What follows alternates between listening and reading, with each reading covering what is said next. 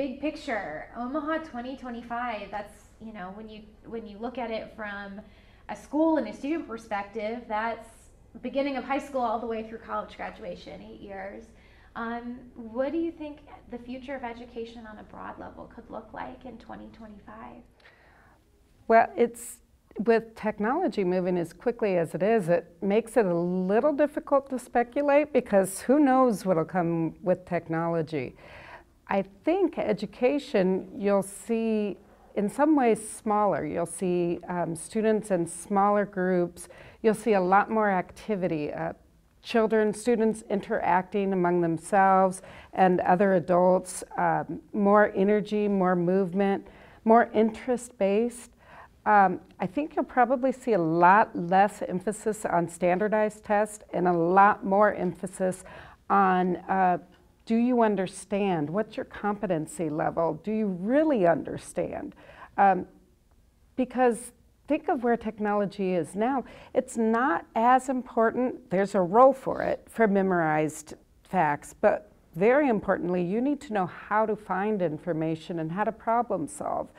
And I think we're going to start more and more, that's going to become important, vital to what we are doing in schools. I'm glad you mentioned something like problem solving. I did a story a couple of months ago about a couple of school districts, or a couple of schools in Millard that are using IB at the elementary school level, which seemed really new and exciting. Can we expect to possibly see, you know, more programs like that, again, that focus on things like problem solving at such a young age? Oh, I think without a doubt. I think without a doubt. I think you'll also see early childhood education, just a tremendous advance in that. And less formal at that age. A lot more education through play. Excuse me. No, you're fine. But OPS, for example, has their early childhood centers. One of them's at Kellam and Conestoga. And I think you're just going to start seeing using a child's natural curiosity and their joy in discovering things as part of their education.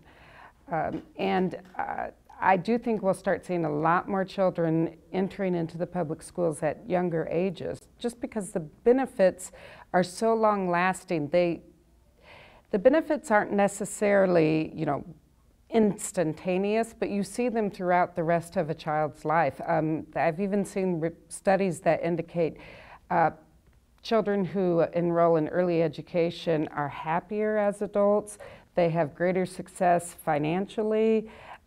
Just some tremendous outcomes. So I do think we'll see just a tremendous advance in early childhood. Fantastic. As we, you know, think about the possibilities of what opportunities might be there on a public school level, where we're at today, you know, charter schools, the fact that in Omaha and in OPS we have, you know, these magnet schools that have specializations. Obviously in Omaha there are a lot of private schools.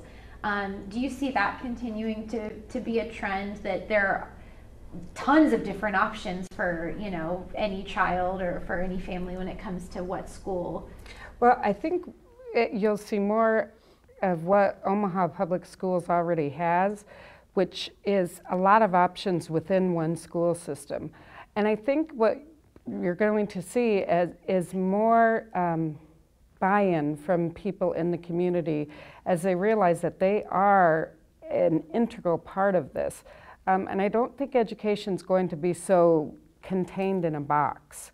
And that's where you'll see community more and more in the classrooms. We already are starting that process in OPS, and you do see many people coming into the classrooms and kind of a stretching of that, which is a tremendous advantage in OPS. With our magnet programs and our focus schools, we do what a charter school would do, except for all of our students have the opportunity. It's not set aside for a particular group. All students have the same opportunities. And I think you're going to see, back in the day when, you know, everybody, you know, if you got in trouble at school, you got in trouble on the way home, you got in trouble at home, not so much trouble, but you're going to see that kind of buy-in where people, these are our children.